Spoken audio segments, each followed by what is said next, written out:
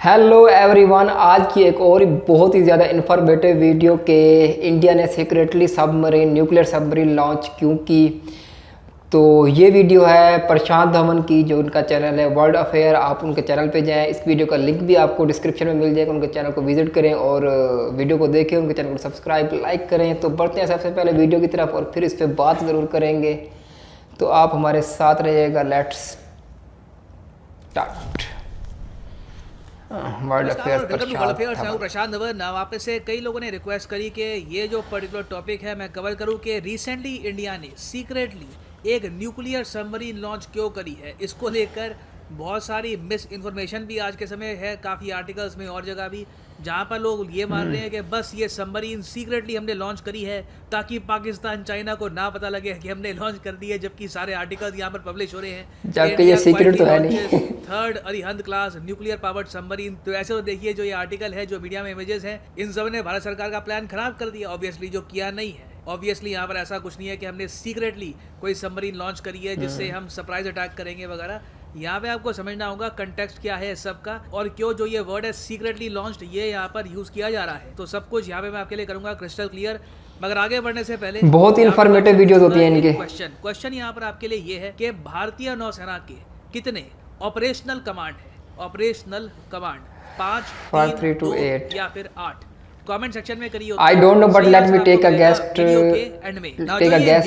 Maybe 3. है इसके बारे में I don't know. फैसिनेशन बहुत ज़्यादा बढ़ गई थी 1971 वॉर में। 1971 वॉर में आप सबको पता होगा, एक ऑलमोस्ट एक लेजेंड बन चुकी है इंडिया में कि कैसे यूएसए ने एक बार को पाकिस्तान को बचाने के लिए जो अपना एयरक्राफ्ट कैरियर है यूके के साथ ये रवाना कर दिया था, और इंडिया को ये लोग बॉम्ब करने वाले थे, सदर्न इंडिया को बॉम्ब करने वाले थे। मगर तभी यूएसएसआर ने अपनी न्यूक्लियर पावर्ड सबमरीन डिप्लॉय कर दी इंडियन ओशन में, और इस तरीके से इन सबमरीन्स ने इंडिया को डिफेंड किया अगेंस्ट अमेरिकाज एयरक्राफ्ट कैरियर। तो उस टाइम से इंडिया ने ये डिसाइड कर लिया था कि इवेंचुअली हमको भी ऐसी सबमरीन्स बिल्ड करनी होगी। ये बहुत ही अच्छा टूल है, न्यूक्लियर पावर्ड सबमरीन है। इसका मतलब ये है कि डीजल इलेक्ट्रिक सबमरीन की तरह इनको हर कुछ हफ्तों में पानी की सतह पर आने की आवश्यकता नहीं है। ये बहुत लंबे समय तक, कई महीनों तक आराम से पानी के नीचे रह सकती है, बहुत कम आवाज़ करती है, इसको डिटेक्ट कर पाना बहुत ही मुश्किल है। उसके अलावा अगर हम ऐसी सबमरीन से बैलिस्टिक मिसाइल लॉन्च कर पाए तो फिर तो देखिए क्या लीथल कॉम्बिनेशन बनता है। तो इसलिए इंडिया ने 1990s में काम करना स्टार्ट कर दिया था अरिहंत क्लास सबमरीन के प्रोजेक्ट पर। ये मेड इन इंडिया सबमरीन बनने वाली थी, और अरिहंत क्लास सबमरीन प्रोजेक्ट में हम टोटल 4 सबमरीन बनाने वाले थे। इस पूरे प्रोजेक्ट में हमने 90,000 करोड़ रुपए खर्च दिए, और इसका मतलब ये नहीं है कि हर सबमरीन की कॉस्ट आप डिवाइड कर दोगे यहाँ पर 4 से। मतलब कि टेक्नोलॉजी को डेवलप करने में, न्यूक्लियर पावर रिएक्टर कैसे हम इंस्टॉल करेंगे सबमरीन में, ये सब समझने में इवेंचुअली हमारे 90,000 करोड़ रुपए खर्च हो गए। तो ये जो श्रेणी है सबमरीन्स की ये तैयार हो गई, और इसकी पहली सबमरीन हमने कमीशन कर दी थी, मतलब कि इंडियन नेवी में इंडक्ट कर दी थी 2016 में। INS Arihant, India's first made in India nuclear powered submarine. और आज के समय आईएनएस अरिहंत को हमने डिप्लॉय कर रखा है। कहाँ डिप्लॉय कर रखा है कोई नहीं जानता। कल को मान लीजिए चाइना के अगेंस्ट कोई बड़ी वॉर हो जाती है तो आईएनएस अरिहंत को चुपचाप यहाँ से एक बैलिस्टिक मिसाइल लॉन्च करना है, न्यूक्लियर हेड वाला, और चाइना को कहीं भी हम टारगेट कर पाएंगे। चाइना को पता भी नहीं लगेगा कि ये मिसाइल कहाँ से आया है। तो जो अरिहंत क्लास सबमरीन है इसका यूज यहाँ पर आप समझ गए। अब बात करते हैं इस क्लास के अंदर कौन कौन सी सबमरीन्स बन चुकी है। आईएनएस अरिहंत जो पहली सबमरीन थी, जिसको हम S2 भी कहते हैं, S2 आईएनएस अरिहंत का ही नाम है। ये तो हो गई जी कमीशन। इसके बाद आईएनएस अरिघाट जो है, इसके सी ट्रायल खत्म हो चुके हैं।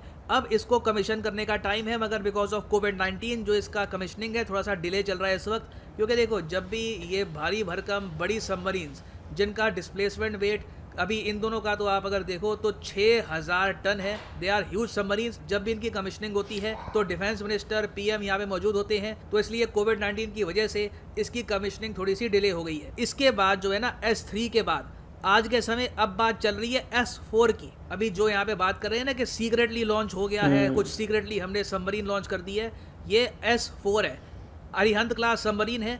और यहाँ पे आपको समझना होगा, लॉन्च जब हम वर्ड यूज़ करते हैं तो इसका मतलब ये नहीं है कि रेडी टू गो अब तो ये अटैक करेगी। जब हम नेवी के केस में यूज़ करते हैं वर्ड लॉन्च, तो इसका सिंपली मतलब ये है कि जो पूरा ढांचा है यहाँ पर सबमरीन का, इसको हमने अब पानी में डाल दिया है। पानी में ये तैरने लायक अभी के लिए तो बन गया है, मगर अभी भी इस पे काफ़ी काम होना है। एक नेवल वेसल, चाहे कोई फ्रिगेट हो, डिस्ट्रॉयर हो, एयरक्राफ्ट कैरियर हो, सबमरीन हो, इसके 5 प्रोसेस होते हैं। पहला तो होता है उसको ले डाउन करना, फिर होता है लॉन्च करना। लॉन्च अब रिसेंटली करी गई है, ठीक है। अब बेसिकली क्या है कि सैटेलाइट इमेजेस से अमेरिकन मीडिया ने कहा है कि हाँ, अब हमको S4 ना पानी में दिख रही है। तो अभी इसका ये मतलब नहीं है कि इसको यूज़ करना स्टार्ट कर दिया है, ठीक है। ये जो रिपोर्ट में ये आप देखोगे बात लिखी हुई है। अभी इसके सी ट्रायल होंगे, सी ट्रायल में लगेंगे कुछ महीने, साल भी लग सकता है। उसके बाद सी ट्रायल कंप्लीट होंगे, 2-3 साल लग जाते हैं उसको होने में। फिर जब तक सी ट्रायल कंप्लीट होंगे, कुछ और भी यहाँ पर काम होगा, 2-3 साल और बीत चुके होंगे। इवेंचुअली ये जो S4 है जिसकी हम बात कर रहे हैं ना, ये इंडियन नेवी में शामिल होगी आज से 2 साल बाद, 2024 में। तो थोड़ा सा अभी टाइम लगेगा। अब यहाँ पर आप पूछोगे मगर फिर भी मीडिया ये वर्ड क्यों यूज़ कर रहा है, क्वाइटली। S4 क्वाइटली क्यों लॉन्च हुई है, कुछ तो सर होगा ना इसमें खास। यार हर बार ऐसे ही बोलते हैं। 2017 में भी ऐसे ही बोला था। जो इससे पहले अरीघाट जो भी कमिश्निंग के लिए रेडी है ना, उस टाइम भी देख लो, ये 2017 का आर्टिकल है, वो क्वाइटली लॉन्च। मीडिया ऐसे ही बोलता है, ठीक है। ये तरीका होता है। उस पर आप लोग मान लेते हो कि कोई खास रॉक एजेंट यहाँ पे बैठा होगा मिशन में, चुपचाप कोई शोशा नहीं छोड़ा और लॉन्च कर दिया। यहाँ पे इस टॉपिक से रिलेटेड मुझे बहुत रिक्वेस्ट आई है कि सर बताओ यहाँ पर हुआ क्या। फिर मैंने ये भी देखा अपने यहाँ ये भी रिवाज है, आर्टिकल की हेडलाइन पर भी काफ़ी वीडियोस बन जाती हैं, उस पर लोग मिस इन्फॉर्मेशन दे रहे होते हैं कि हाँ सीक्रेटली हम चाइना को एक्चुअली चकमा देना चाहते हैं। तो अगेन मैं बस आपको रॉ फैक्ट्स बता रहा हूँ, ठीक है। बाकी हाँ, मैं थोड़ा सा ये बोल दूँ, डिफेंस सर्कल्स में S4 को लेकर उत्साह इसलिए है क्योंकि इसके बाद आएगी S5। अब यहाँ पे आप कहोगे तो क्या खास बात हो गई, फिर S6 भी आएगी, 7 भी आएगी, S5 में क्या खास बात है।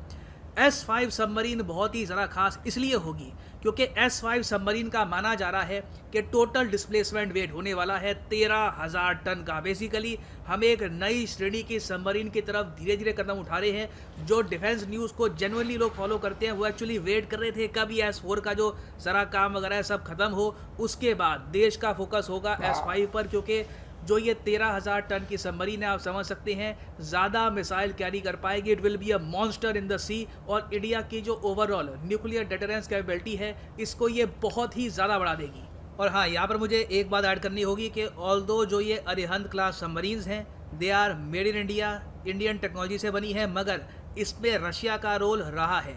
ये बात काफ़ी हद तक ऑब्वियस थी क्योंकि जब INS अरिहंत को इनिशियली लॉन्च किया गया था, उस टाइम हमने ये देखा कि रशियन नेवल डिज़ाइन टीम यहाँ पर मौजूद थी और उस वक्त के रशिया के जो एम्बेसडर थे टू इंडिया वो भी मौजूद थे। तो रशियन इंजीनियर्स, डिज़ाइनर्स यहाँ पर काम करते रहे हैं इंडियन डिज़ाइनर्स के साथ। ऑब्वियसली उनका बहुत ही बड़ा रोल नहीं था, मगर पीछे से उन्होंने कुछ ना कुछ सपोर्ट प्रोवाइड करी है। उसके अलावा एग्ज़ाम में काफ़ी बार यही पूछते हैं कि अरिहंत क्लास सबमरीन में कौन से मिसाइल हम यूज़ करते हैं। तो देखिए यहाँ पर जो बैलिस्टिक मिसाइल हम यूज़ करते हैं, जो मैंने आपको दिखाया था एनिमेशन से, जो चाइना को हिट करेगा, ये है K-15 missile, SLBM, submarine launch ballistic missile. अभी हम लोग एक और मिसाइल पे काम कर रहे हैं, ये अंडर कंस्ट्रक्शन है, ये है SLBM। ये जब हो जाएंगे रेडी तो उसके बाद जो हमारी S5 वाली सबमरीन होगी ना, जिसका हम वेट कर रहे हैं, ये 8 K4 SLBM कैरी कर पाएगी या फिर 24 K-15 कैरी कर पाएगी। मतलब कि 24 के 24 अगर खाली कर दिए ना न्यूक्लियर वॉरहेड के साथ, दुनिया का कोई देश नहीं बचेगा, चाहे कितना भी बड़ा हो। एक न्यूक्लियर सबमरीन ही काफी है पूरे देश को खत्म करने के लिए। ना वापस आते हैं अपने क्वेश्चन पे कि इंडियन नेवी भाई answer was 3, I don't know, let's see. मिलेंगे तो सही उत्तर यहाँ पे है option B is the right answer. 3 आपको मिलेंगे इसके नेवल कमांड्स। कौन कौन से हैं? एक तो western naval command in Mumbai, eastern naval command headquartered in Visakhapatnam, मैं तो कम सही लगा लेता हूं, headquartered in Kochi. Southern naval command वैसे मैं आपको ये बता दूं ट्रेनिंग से रिलेटेड है। जो मुंबई नेवल कमांड है ये संभालता है अरेबियन सी को। जो विशाखापट्टनम वाला नेवल कमांड है ये संभालता है बे ऑफ बंगाल को। और फाइनली यहाँ पर मैं ये भी ऐड कर दूं कि कल रात 12 बजे, कल 3 तारीख है, कल रात 12 बजे जो 22% डिस्काउंट है ऑन अनअकैडमी कोर्सेज, ये हो जाएगा ख़त्म। तो कमेंट सेक्शन में जाओ, यहाँ पे आपको मिलेगा ये लिंक, इस लिंक पे करो क्लिक और यहाँ पे आप परचेज कर पाएंगे UPSC कॉम्बो पैक। सो यार ये आज की वीडियो थी। यार डिफेंस सिस्टम मजबूत से मजबूत करना हर कंट्री का हक है, बुनियादी हक है, ताकि वो अपने दुश्मनों से महफूज रहे, अपनी आवाम रियाया को जो है ना महफूज रख सके दुश्मनों से। लेकिन ये भी हकीकत है कि इंडिया बहुत ज़्यादा जो है ना अपना डिफेंस का बजट का जो है ना बहुत ज़्यादा बड़ा हिस्सा है डिफेंस पे खर्च करता है। और नो डाउट इंडिया की पॉपुलेशन भी बहुत बड़ी है। अगर खित्ते में दो कोई कंट्री है ना जिनका एप्पल टू एप्पल कंपैरिजन बनता है तो वो है चाइना और इंडिया। पाकिस्तान और इंडिया का कंपैरिजन नहीं बनता। हमारा एक छोटा सा डिस्प्यूट है कश्मीर वाला, उसके अलावा हमारा इंडिया के साथ कोई डिस्प्यूट नहीं है पाकिस्तान का। चाइना का और इंडिया का एप्पल टू एप्पल कंपैरिजन बनता है हर चीज़ में, इकोनॉमी में भी बनता है, डिफेंस में भी बनता है, ईच एंड एवरीथिंग में, डेवलपमेंट में, इंफ्रास्ट्रक्चर में चाइना और इंडिया को कंपैरिजन किया जा सकता है क्योंकि ये दोनों इस खित्ते के सबसे बड़े कंट्रीज़ हैं। तो नो डाउट इंडिया लगा रहा है अपने डिफेंस पे। ये जो चीज़ें इस तरह की बनाई जाती हैं ना, ये एक मॉरल या आप ये कह लें कि दूसरों को दिखाने के लिए होती हैं कि जी हमारे पास अब हैं, हमसे बच के रहिएगा, हम आपको पता भी नहीं चलने देंगे और आप पे दाग देंगे। मतलब कि 30 साल से ये प्रोजेक्ट चल रहा है, 1990s में शुरू हुआ था और अभी तक ये कंटिन्यूस चल रहा है और अभी 2-3 साल और लगेंगे। नो डाउट इंडिया सब मतलब कि अभी पिछले 5-6 साल से मैं देख रहा हूँ जब से मोदी आया है तो बहुत ज़्यादा डेवलपमेंट हो रही है इंडिया में। अगर वो अपने कंट्री के लिए राइट है तो इससे बड़ा और क्या हो सकता है। मतलब कि अगर वो अपने कंट्री को सब कुछ दे रहा है तो इससे राइट ऑप्शन और क्या हो सकता है।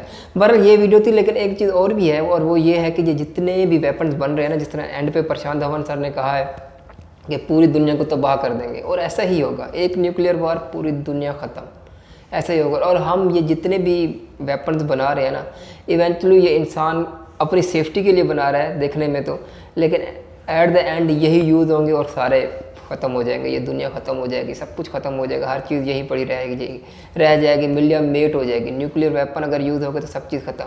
लेकिन बहरहाल ओवरऑल अगर देखा जाए तो इंडिया बहुत ज़्यादा डेवलप हो रहा है और चाइना को टक्कर देगा। आई होप कि कभी ऐसा टाइम है कि मैं ऐसे बैठ के video apple to apple comparison कर रहा हूँ कि हाँ भाई इंडिया इसमें आगे है, चाइना पीछे हो गया है। लेट्स सी कि ऐसा कब होगा। ये आज की वीडियो थी, अगर आपको पसंद आए तो प्लीज़ सब्सक्राइब कर दीजिएगा और वीडियो को लाइक कर दीजिएगा।